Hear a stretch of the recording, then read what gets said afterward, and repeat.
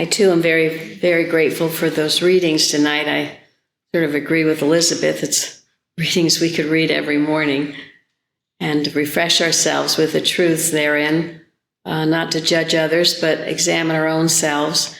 And in those readings, I love where Mrs. Eddy says, examine yourselves and see what and how much sin claims of you, and how much of this claim you admit as valid or comply with. And then the knowledge of evil that brings on repentance is the most hopeful stage of mortal mentality. On Sunday at the round table, when we were talking about the Judas thought, one thing that Gilbert Carpenter said was, with that thought, he just went along with the error. He complied with it. He didn't see what claims sin had made on him.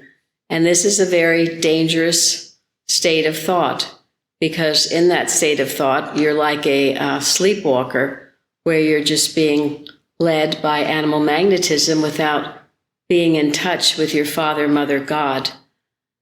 So this is why one of the things we do here, or we should do, we were taught to do, is daily go over at the end of the day, over our thought, and ask ourselves, what might I have done better, Lord? What have I done better? Did I do the best I could? And just go over ourselves and make sure that we are living up to this truth as best we can, and that we don't comply to error, and that as we grow in this science, as we study our textbook and prose works, Mrs. Eddy calls her textbook the healing book, prose works the instructional book.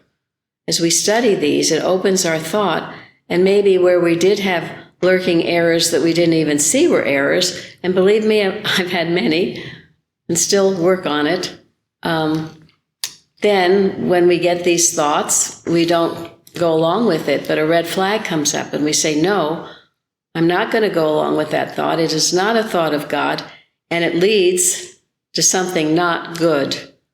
And therefore, Christian science becomes preventative as well as curative. So these are such important lessons that we learn here. I'm so grateful to be here. I'm grateful for those of you who did stand up and testify tonight. You know, we hear every day, every week about people who need this science. They come to this service to hear the truths. And there never can be a week where we just think we're going to sit back and not give of our heart's overflow.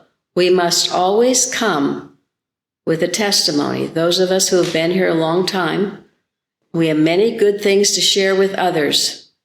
And this is a sin that you could comply with, not being truly grateful for all the blessings that God has given. And as Florence said, this rebuke is given with much love, but it is a wake-up. We need to always have hearts overflowing for the good God has given.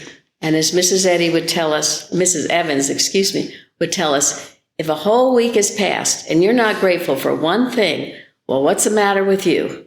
So we all have much to be grateful for. And I am grateful to be here tonight to hear those readings and also the beautiful hymns and music. Thank you all and have a good night.